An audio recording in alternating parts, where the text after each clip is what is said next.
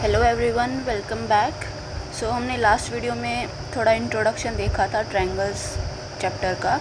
तो स्टार्टिंग हमने की थी what is similarity and what is congruence, right.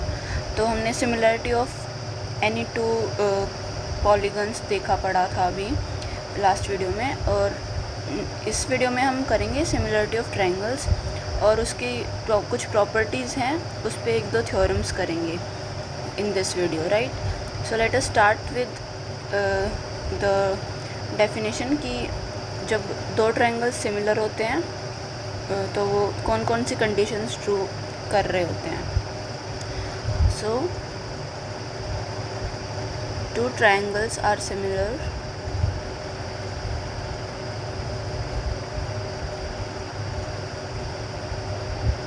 if जैसे सिमिलर पॉलीगन्स में था, सिमिलर फिगर्स में सिमिलर, वैसे ही दो प्रॉपर्टीज़ यहाँ पे भी हो जाएंगी। If there corresponding angles are equal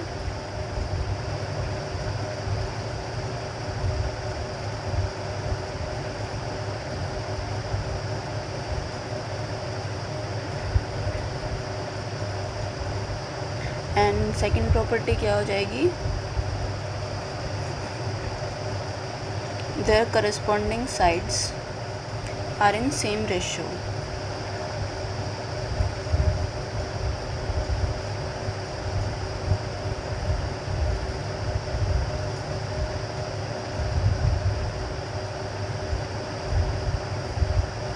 right अगर ये दो प्रॉपर्टीज़ कोई दो ट्रायंगल्स सेटिस्फाई कर रहे हैं तो उनको हम बोलेंगे कि वो दोनों ट्रायंगल्स सिमिलर हैं।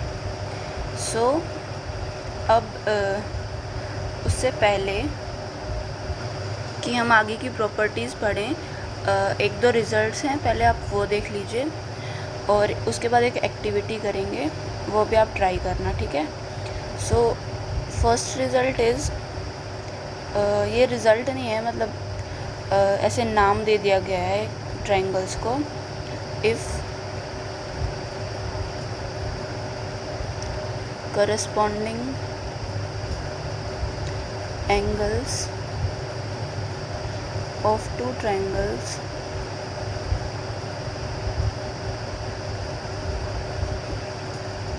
are equal,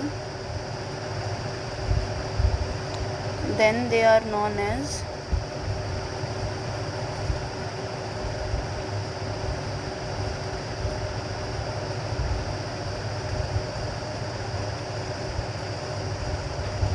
इक्विएंगुलर triangles. राइट नाम भी इजी सा है, मतलब equiangular means same angles. So जब ऐसे ट्रायंगल्स होते हैं उनको इक्विएंगुलर ट्रायंगल्स बोलते हैं। अब इस पे ही बेस्ड एक और रिज़ल्ट है, वो हमें मिला था by a famous Greek mathematician Thales.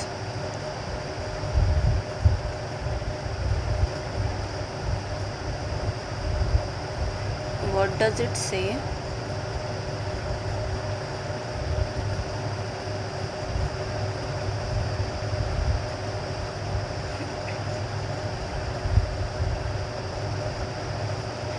It says that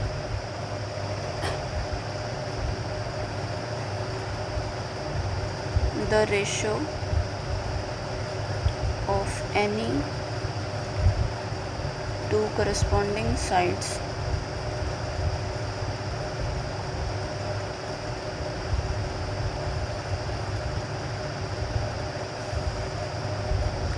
in two equiangular triangles is always the same.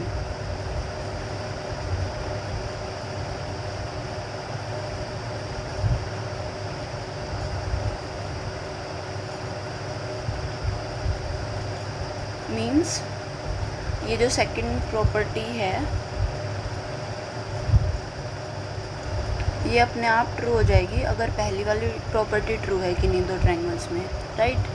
तो इसका मतलब ये क्या है, अगर हमें सिमिलरिटी देखनी है तो हम सिर्फ एंगल्स को भी देख सकते हैं कि फॉर एग्ज़ाम्पल ये दो ट्रायंगल्स हैं,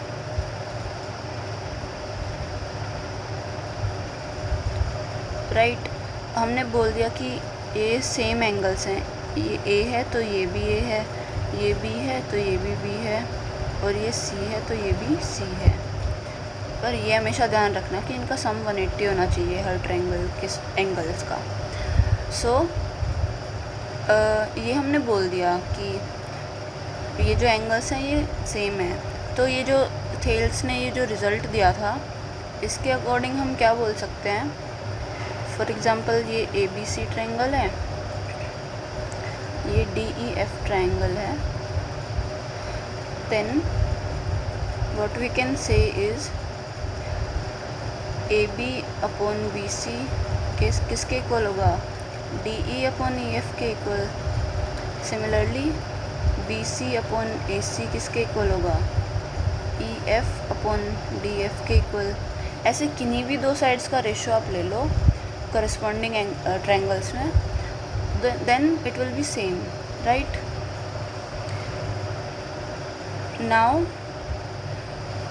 और इस चीज़ को ना बेसिक प्रोपोर्शनलिटी थ्योरम भी बोलते हैं या फिर थेल्स थ्योरम भी बोलते हैं। और ये वाली ना आप ट्रायंगल्स की प्रॉपर्टीज़ में अभी पढ़ोगे आगे, तो आई थिंक उसका प्रूफ आगे आएगा, तब करते हैं उसका proof. So it is known as basic proportionality theorem.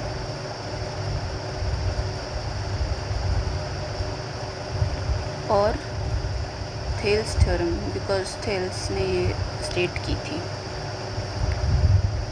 Alright, अब एक थ्योरम नेक्स्ट आएगी, वो हमें ट्रायंगल्स की प्रॉपर्टीज़ के बारे में बताती है, लेकिन उससे पहले वो थ्योरम ट्रू है उसका थोड़ा सा हिंट हमें मिल जाए, लाइक प्रैक्टिकली हम उसको प्रूव कर पाएँ। उसके लिए एक एक्टिविटी हमें दी गई है बुक में, वो आप ट्राई करना। व्हाट इट इज़, सबसे पहले हमें करना है, एक लाइन ड्रॉ करनी है, उसको नाम दे दीजिए AX, and this can be further extended. और ए पॉइंट पे एक और लाइन ड्रॉ करेंगे, let's say AY, right. Now ये एक एंगल बन जाएगा। मीन्स अगर हम नीचे कोई लाइन भी खींचेंगे लाइक हेयर और हेयर, तो ये एक ट्रायंगल बना रहा होगा, राइट। दो साइड्स तो ये हैं ही, एक साइड हम खींच देंगे। अब एक्टिविटी क्या करनी है, ये जो AX लाइन है उस पे आप 3-4 पॉइंट्स ड्रॉ कर लो इक्वल डिस्टेंस पे। फॉर एग्ज़ाम्पल एक पॉइंट यहाँ पे P, एक यहाँ पे Q, एक यहाँ पे D, फिर एक यहाँ पे R, फिर एक यहाँ पे B।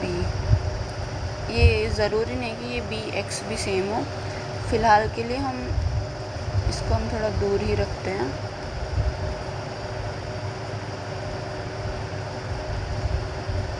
राइट, मीन्स हम जितना चाहें उतने पॉइंट्स यहाँ पे ड्रॉ कर लें।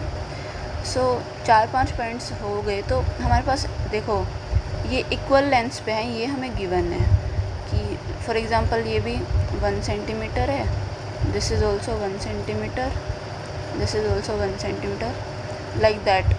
Means AP is equal to PQ is equal to QD is equal to DR is equal to RB। ज़रूरी नहीं है कि 1 सेंटीमीटर ही लो, 2 सेंटीमीटर भी ले सकते हो, पर सब इक्वल होने चाहिए।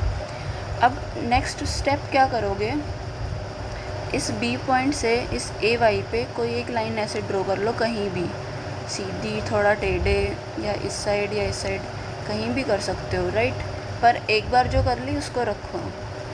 सो लेट अस सपोज हमने ये लाइन ड्रॉ की है और ये यहाँ पे मीट कर रही है एट C पॉइंट। अब नेक्स्ट हम D पे ड्रॉ करते हैं, या फिर आप चाहो तो Q पे भी कर सकते हो, P पे भी, मतलब वट एवर यू वॉन्ट। फिर डी पे अगर ड्रॉ करें, लेकिन वो किस तरह हम ड्रॉ कर रहे हैं, that it should be parallel to BC, right?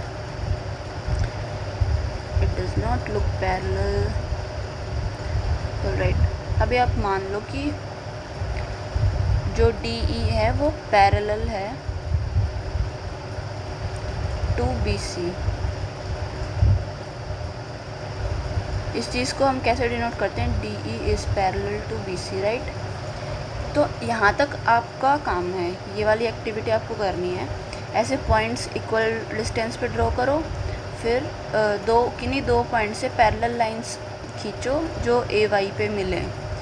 अब देखो नेक्स्ट थ्योरम जो है वो क्या बोलती है कि ये जो रेशो होगा ना, दो ट्रायंगल्स बन गई ना इसमें अब, तो ये जो रेशो होगा AD का AB से, मीन्स AD अपॉन AB, ये वैसे तो क्या आएगा, या फिर आधा भी ले सकते हैं, means AD upon DB, right? ये क्या आएगा? मान लो ये 1 सेंटीमीटर थे अगर, तो AD कितना होगा 1 1 1 3 एंड DB कितना होगा 1 और 1 2।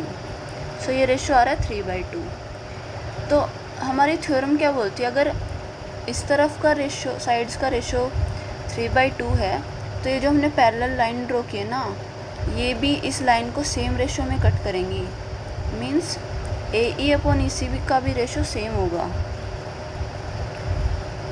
AE upon EC।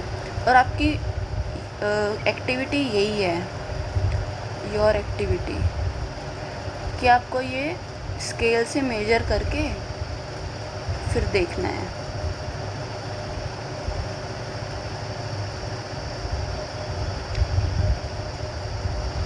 Ratio, then you will find that कि ये भी इसके सेम आ रहा है, ठीक है? अब ये गलती मत करना कि ये पैरेलल लाइंस ड्रॉ नहीं करोगे तो नहीं आएगा ये रेशो सेम। तो अपने मेजरमेंट्स को करेक्ट रखना है, जो जो एक्टिविटी में बताया है, उसके बाद ही आपको ये मिलेगा कि ये रेशो सेम आ रहा है। सो इसके ऊपर ही डिपेंडेंट है हमारी next theorem. So let us start with the theorem, और this is the first theorem will say of this chapter. What does it say? मैं लिख देती हूँ इसको। So what this statement says in this theorem, if a line is drawn parallel to one side of a triangle, means कोई एक triangle है, let's say ABC मान लो। If a line is drawn parallel to one side of a triangle to intersect the other two sides in distinct points, means किसी एक line के parallel हमें एक लाइन खींचनी है, पर वो कैसे होनी चाहिए? अदर टू साइड्स को डिस्टिंक्ट पॉइंट्स पे कट करे, मीन्स ये वाली लाइन जो है वो इसको यहाँ कट कर रही है और इसको यहाँ कट कर रही है, और इसके पैरेलल है, BC के पैरेलल। तो मान लो कि ये इसको D पे कट कर रही है और एक E पे कट कर रही है, राइट? ज़रूरी नहीं है कि ऐसे ही खींचो, आप ऐसे भी खींच सकते हैं। AC के पैरेलल खींचना चाहें हम तो ये हो जाएगी, राइट? अब हमें बाहर वाले पार्ट की ज़रूरत तो है नहीं, तो हम सिर्फ अंदर ही रुकते हैं, लेट्स से यहाँ पे, राइट? या फिर एक पॉसिबिलिटी ऐसे भी हो सकती है कि AB के पैरेलल हो। तो ये 3 तरह की पॉसिबिलिटीज़ हैं, ठीक है? तो इतना हमें दिया हुआ है कि एक लाइन हम ड्रॉ कर रहे हैं which is parallel to one side and intersect other two sides in distinct points. तो हम ये वाला केस ले लेते हैं, ये देखने में इजी रहता है। तो अब आगे ये रिज़ल्ट क्या देती है कि अगर ऐसा होगा देन थ्योरम का ये क्या काम होता है कि अगर आपने कुछ दे रखा है तो वो प्रूव करती है कि ये चीज़ something else will be true, कि अगर ऐसा है तो ऐसा होगा, अगर ऐसा है तो ऐसा होगा। थ्योरम का यही काम होता है। तो इस थ्योरम में क्या बोल रहे हैं कि अगर लाइन पैरेलल है जो दो साइड्स को कट कर रही है और तीसरी के पैरेलल है, तो क्या होगा, ये जो दो साइड्स कट हुई है ना, इनका रेशियो सेम होगा। मीन्स अगर ये x है, ये y है, ये डिस्टेंस AD और DB, ये Z है, ये W है, then it says that x upon y will be equal to z upon w. This theorem tells this thing, right? तो ये तो हमने समझी कि स्टेटमेंट क्या कह रही है। अब देखते हैं कि इसका प्रूफ कैसे कर सकते हैं हम। अब कोई रिज़ल्ट हम दे रहे हैं तो उसको प्रूफ भी करना पड़ेगा ना कि ये सही भी है। वो जो एक्टिविटी थी वो तो सिर्फ समझने के लिए थी कि हाँ ऐसा सच में होता है प्रैक्टिकली अगर, लेकिन थ्योरेटिकली अगर हम प्रूव करना चाहें तो कैसे करेंगे वो भी हम देखते हैं। सो जैसे अभी यहाँ पे हमने एक फिगर ड्रॉ किया, थोड़ा सा बड़ा कर लेते हैं, इसमें थोड़ी कंस्ट्रक्शन करेंगे। एक ट्रायंगल है ये ABC, और सिमिलरली एक लाइन ड्रॉ कर लेंगे, हॉरिजॉन्टल ही होगी क्योंकि हमारी BC भी हॉरिजॉन्टल है, तो it will B DE, right. अब हम क्या चीज़ यूज़ करेंगे इसके प्रूफ में, जहाँ पे हमारे पास साइड्स का रेशो भी आ जाए और उनको इक्वल दिखाने के लिए भी कुछ रिज़ल्ट हमारे पास हों। अब एक चीज़ याद करो, इन द 9th क्लास आपने एक चीज़ पढ़ी होगी कि जब दो लाइंस पैरेलल होती हैं या फिर सेम बेस होता है उनका, तो उस सेम बेस से अगर दो ट्रायंगल्स हम ड्रॉ करते हैं तो उनका एरिया सेम होता है, राइट। ये आपने पढ़ा होगा 9th क्लास में। उसी चीज़ को हम यहाँ पे यूज़ करेंगे। जो हमारा हमें क्या क्या साइड चाहिए, AD BD AE और EC। तो अब देखो ये एक लाइन हम यहाँ पे ड्रॉ कर सकते हैं। ये कंस्ट्रक्शन ऑफ प्रूफ बोलते हैं इसको, जो हम अपने लिए अपने प्रूफ करने के लिए हम जो कंस्ट्रक्शन करते हैं फिगर में, that is known as construction of proof. अब ये दो ट्रायंगल्स को देखो आप, DBE और DEC। अगर हम DE को बेस माने तो ये जो दो ट्रायंगल्स हैं इस पे, ये दोनों का एरिया सेम होगा, राइट। हम इसी चीज़ को यूज़ करेंगे, लेकिन उससे पहले हमें एरिया भी तो फाइंड करना पड़ेगा ना कि इनका एरिया क्या है। तो अब दो ट्रायंगल के एरिया अगर हमें परपेंडिकुलर पता हो तो वो इजी होता है फाइंड करना, राइट। अब DEB, इसका परपेंडिकुलर हम यहाँ वाला ड्रॉ कर लेते हैं। लाइक E से एक लाइन जो है वो परपेंडिकुलर गिर रही है इस लाइन पे, तो ये DBE ट्रायंगल की परपेंडिकुलर हो जाएगी, राइट, हाइट हो जाएगी। उसको हम यूज़ कर सकते हैं DEB के एरिया में। सिमिलरली जो DEC ट्रायंगल है उसकी एक परपेंडिकुलर लाइन यहाँ हो जाएगी। इनको M and N नाम दे दो। अब हमने यही वाली परपेंडिकुलर्स क्यों ड्रॉ की हैं, ताकि हमारे पास AD और AE भी इंक्लूड हो जाए हमारे जो प्रूफ होगा उसमें। दैट्स वाई ये ऐसा कंस्ट्रक्शन हमने किया है। अब देखो मैं जैसे जैसे प्रूफ लिखूँगी तब आपको पता चल जाएगा कि हमने यही सब क्यों अज्यूम किया है। So now what we start with, पहले हमें प्रूव क्या करना है वो लिख लेते हैं। To prove AD upon DB is equal to AE upon EC, right. ये हमें प्रूव करना है। अब देखो हमने ये परपेंडिकुलर्स ड्रॉ कर दी थी। सो सबसे पहले अगर हम इस ट्रायंगल की बात करें, ये वाले जो परपेंडिकुलर है वो ADE ट्रायंगल में भी तो है ही ना। तो अगर एरिया ऑफ ट्रायंगल ADE हम कैलकुलेट करें, पहले हम इनको अपने पिक्चर में लाएंगे AD और AE को। वो क्या होगा 1/2 into base into height, right. तो इसको ऐसे भी लिखते हैं ना, एरिया ऑफ ट्रायंगल ADE। पहले हम इस ट्रायंगल के एरिया पे बात करेंगे, फिर इन ट्रायंगल्स के एरिया पे आएंगे जब हमें यहाँ से कुछ रिज़ल्ट मिल जाएगा। तो एरिया ऑफ ट्रायंगल ADE क्या हो सकता है 1/2। इसकी दो पॉसिबिलिटीज़ हैं। अगर हम EN परपेंडिकुलर लें तो ये AD बेस हो जाएगा, सो it is AD into height is EN, right. Similarly अगर हम ये जो DM परपेंडिकुलर है इसको अगर कंसिडर करेंगे तो इसका एरिया हम और किस तरह से लिख सकते हैं, 1/2 इंटू बेस क्या हो जाएगा अगर DM परपेंडिकुलर होगी तो AE इंटू DM, राइट।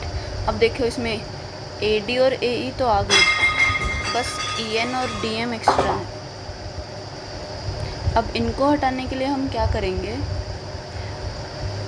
अब इस वाले ट्रायंगल्स पे आ जाओ। हमें ये भी पता है कि DBE का एरिया किसके इक्वल है, DEC के एरिया के, क्योंकि वो सेम बेस पे हैं DE पे।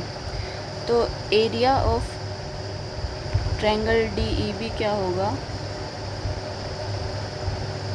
1/2 इंटू व्हाट इज़ बेस। पहले हाइट देखो क्या है, उसके बाद वो हाइट किस लाइन पे गिर रही है वही तो बेस होगा ना। सो जब DBE कंसिडर करेंगे तो हमने ये परपेंडिकुलर डाली थी E से N पे, तो बेस क्या हो जाएगा DB,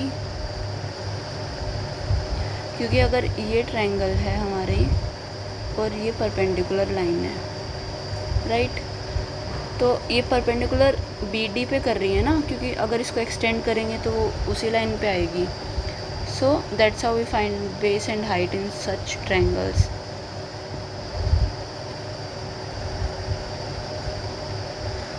So it will be DB into EN। बस एरिया का ही खेल है सब में, हम चारों तरह का एरिया इकट्ठा कर लेंगे अब, और बस उनको इक्वलाइज करना है। एरिया ऑफ DEC क्या हो जाएगा, सिमिलरली 1/2 इंटू इसमें बेस क्या बनेगा EC, क्योंकि अगर EC को एक्सटेंड करेंगे उस पर ये परपेंडिकुलर गिर रही है DM, तो EC इंटू DM। अब देखो क्या क्या हमारे पास इक्वल है, एक तो ये दोनों एरिया इक्वल हैं, और ये दोनों तो एरिया हैं ही इक्वल, क्योंकि ये ADE के एरिया हैं दोनों तरह के, राइट। तो अब देखो दोनों से हमें क्या मिल रहा है, इनको अगर इक्वल करें ADE को तो हमें क्या मिलेगा 1/2 into AD into EN is equal to 1/2 into AE into DM। 1/2 cancel, so AD upon AE क्या मिल जाएगा हमारे पास DM अपॉन EN, राइट। एक ये रिज़ल्ट आ गया इसको इक्वल करने से। इनको फर्स्ट और सेकंड नाम दे देते हैं, तो फर्स्ट से ये आएगा, सेकंड से क्या आएगा 1/2 into DB into EN is equal to 1/2 into EC into DM। यहाँ पे भी 1/2 कैंसिल हो जाएगा, और DB अपॉन EC क्या हो जाएगा DM अपॉन EN। अब देखो ये दो रिज़ल्ट हमारे पास आ गए। अब दोनों के इस साइड जो है left hand side DM upon EN है, तो मतलब क्या होगा अगर इनको हम कंपेयर करें, ये DM अपॉन EN इसके इक्वल भी है और DM अपॉन EN इसके इक्वल भी है, तो इसका मतलब क्या होगा दोनों का RHS भी इक्वल LHS भी इक्वल हो जाएगा। Means AD upon AE will be equal to DB upon EC, right. और यही तो हमें चाहिए था, देखो ये वाला रेशो ही आ गया जो हमें प्रूव करना था। DB को नीचे ले आओ, AE को ऊपर ले जाओ,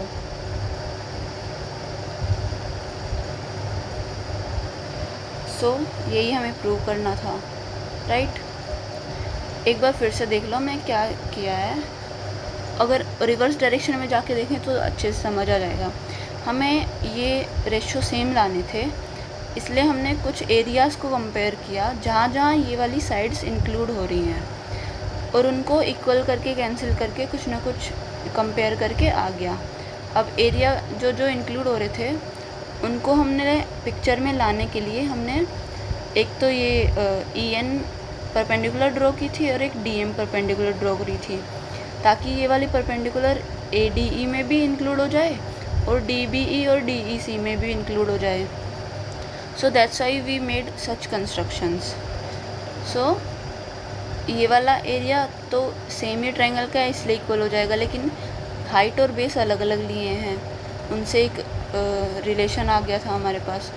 और ये दो एरियाज़ क्यों इक्वल होंगे, क्योंकि ये सेम बेस पे बने हुए ट्रायंगल्स हैं DE पे, दैट्स वाई उनका एरियाज़ भी इक्वल हो जाएंगे। अब ये मत समझना कि बेस DE था, वो तो फॉर्मूला में लिखा ही नहीं कहीं पे, नहीं। बेस क्या होता है, जहाँ पे परपेंडिकुलर गिर रही है 90 डिग्री। तो इस ट्रायंगल की परपेंडिकुलर EN है, वो हमें यहाँ पे गिर रही है इस AB लाइन पे, और इसमें कौन सी लाइन इंक्लूडेड है, BD, इस ट्रायंगल की।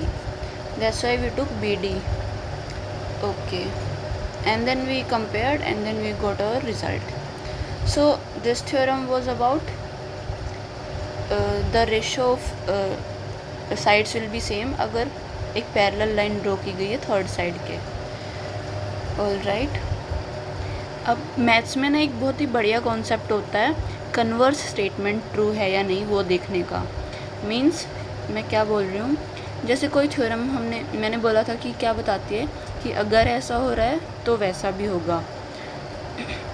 तो कन्वर्स स्टेटमेंट क्या बोलेगी, अगर वैसा हो रहा है तो ऐसा होगा, राइट। मीन्स अगर हम थोड़ी सिंपल लैंग्वेज में या फिर पर्टिकुलर लैंग्वेज में बात करें, इफ़ A इज़ ट्रू,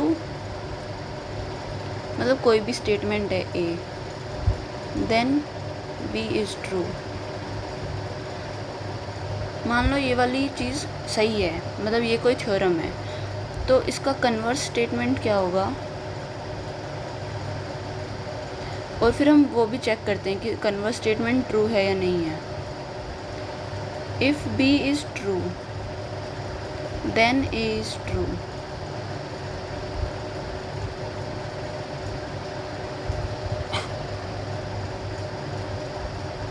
ये फिर हम चेक कर रहे होते हैं। So that is one beauty of maths, कि कोई एक स्टेटमेंट किसी ने स्टेट की है तो उसका कन्वर्स भी देखो भाई क्या वो भी ट्रू है, तो वो बोथ साइड ट्रू हो जाएगा ना। और वैसे अगर कन्वर्स स्टेटमेंट भी ट्रू हो तो उन स्टेटमेंट्स को क्या बोलते हैं कि if and only if condition है वो, मतलब इधर वाला भी ट्रू है और उधर वाला भी ट्रू होगा, मतलब आपस में इम्प्लाई करेंगे वो।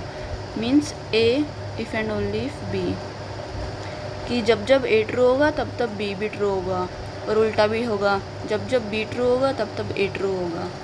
Means this is a concept of converse statement.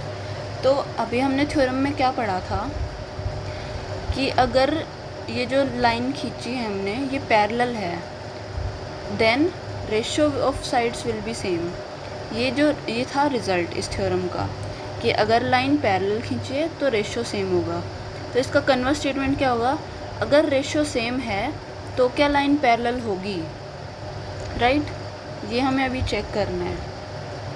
तो उसी को converse statement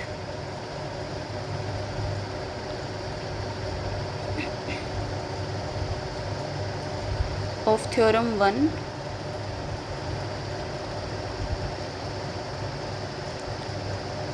is given in next theorem।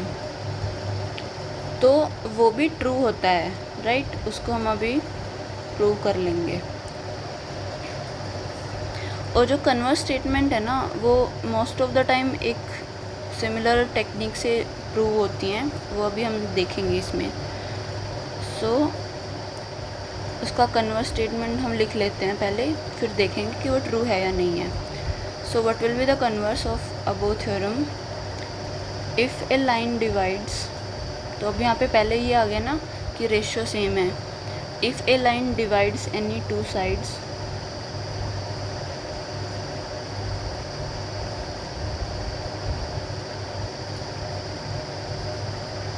Of a triangle, देखो अब ये वाली चीज़ उसमें देन के बाद थी ना, like if a line is parallel then the others two sides are in same ratio.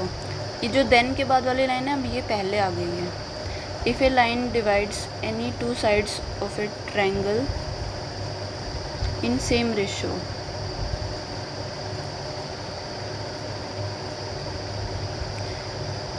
Then, अब देन के बाद आएगा उसका इफ़ वाला statement, then the line is parallel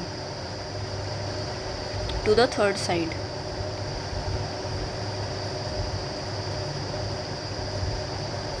right, इसको और जल्दी से प्रूव कर लेते हैं।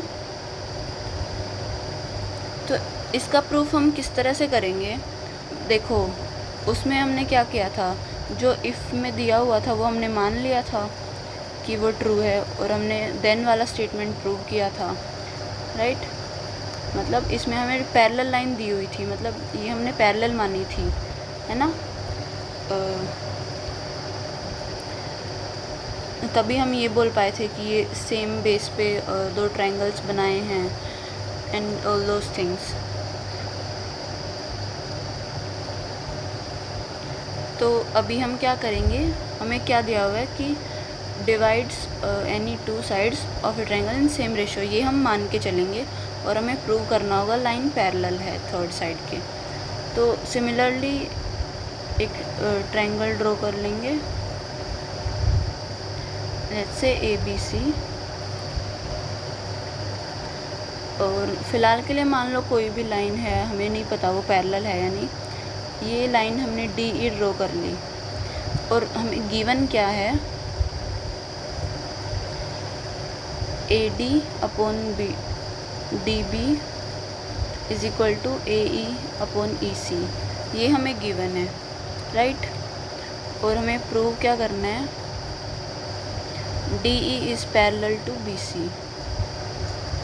ऑल राइट, तो हम इस तरह के स्टेटमेंट्स को प्रूव करने के लिए, मीन्स कन्वर्स स्टेटमेंट्स को मोस्ट ऑफ द टाइम इस तरीके से चलते हैं। जो हमें प्रूव करना है ना वही हम मान लेते हैं कि वो पॉसिबल ही नहीं है, मतलब वो ट्रू नहीं है। लेट इफ़ पॉसिबल, कि अगर ऐसा हो सकता है कि DE is not parallel to BC। Right, अब अगर DE पैरेलल नहीं है BC के, तो कोई और ऐसी लाइन तो होगी जो BC के पैरेलल होगी, जो D से जा रही होगी। तो मतलब हम ऐसी एक लाइन ड्रॉ कर लेते हैं, मान लो DF।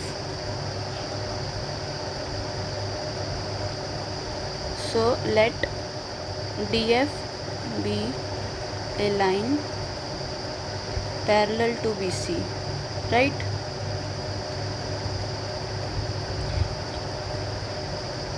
सेम पॉइंट्स है ना, तो अगर DE पैरेलल नहीं है, कोई तो लाइन होगी जो D से जा रही होगी और पैरेलल होगी BC के, उसको हमने DF मान लिया। अब ऊपर वाली थ्योरम यूज़ कर लो यहाँ पे, अगर DF पैरेलल है BC के तो हमें क्या पता है, ये रेशियो सेम होंगे। मीन्स बाय थ्योरम 1 हम क्या बोल सकते हैं, AD will be equal to DB, AD upon DB will be equal to AF upon FC। इस बार DF लाइन पैरेलल है तो उनका रेशियो सेम होगा। अब देखो ऐसा नहीं है कि ये पैरेलल नहीं है, फ़िलहाल के लिए हमने मान लिया है। अब हम किसी ऐसे रिज़ल्ट पे पहुंच जाएंगे जो गलत है, या फिर जो हमें ये देगा कि DE भी पैरेलल है। राइट, मतलब something we will get which will be able to prove कि DE पैरेलल है BC के। पर फिलहाल के लिए हमने मान लिया कि पैरेलल नहीं है, तो कोई और लाइन ऐसी होगी जो पैरेलल होगी। और अगर वो पैरेलल होगी तो उनका रेशो सेम होगा, जो साइड्स पे कट किया है उनका। अब ये रेशो सेम आ गया।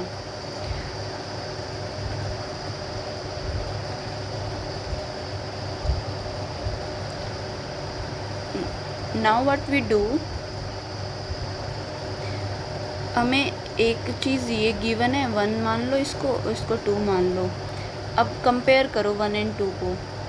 हमें AD/DB इसके इक्वल दिया है और AD/DB इसके इक्वल आ गया, तो इसका मतलब क्या होगा, AE/EC किसके इक्वल होगा, AF/FC के इक्वल, राइट। मीन्स ये जो रेशो होगा ये किसके इक्वल होगा, AF/FC के। मीन्स ये क्या बोलना चाह रहा है, ये रेशो सेम होंगे। अब इससे हम एक चीज़ क्या कर सकते हैं, आप एक काम करो, दोनों साइड 1 ऐड कर दो, 1 प्लस और इसमें भी 1 प्लस कर दो, तो ये एलसीएम ले, क्या आ रहा है,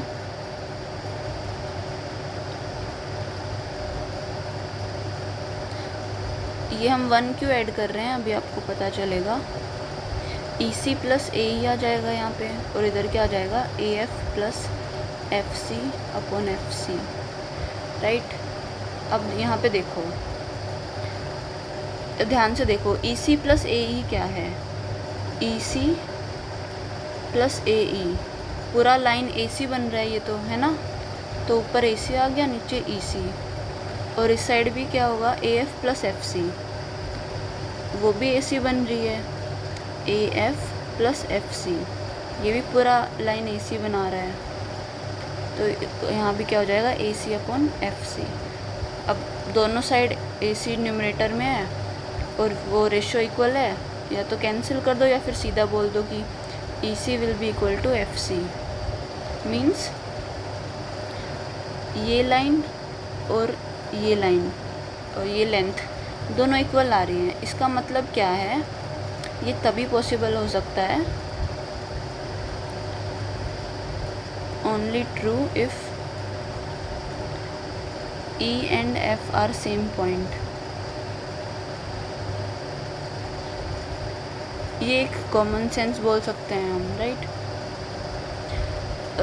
कि हमें मतलब अगर आपको ऐसा दे रखा है, यहाँ पे एक पॉइंट है ABC, आपको बोल दिया कि AB और AC सेम लेंथ के हैं, तो ऐसा तो पॉसिबल हो ही नहीं सकता ना कभी भी। हमें या तो ये करना पड़ेगा कि B और C एक ही पॉइंट है, मतलब ये कोई दो अलग पॉइंट नहीं है, बस दिखा दिए, क्योंकि हमने माना ही ऐसे था ना, एक अजम्पशन मानी थी हमने, उस अजम्पशन को अब हम मॉडिफाई कर रहे हैं कि जो E और F पॉइंट है वो सेम ही पॉइंट है। तो इसका मतलब क्या हो गया, अगर AF पैरेलल है तो AE भी पैरेलल होगा, ऑल्सो भी पैरेलल, क्योंकि अब AE और AF सेम लाइन से हो गई।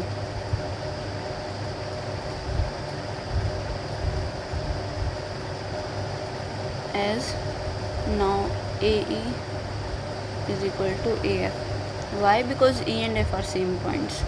तो यही हमें प्रूव करना था, सॉरी AE नहीं, सॉरी DC तो DE,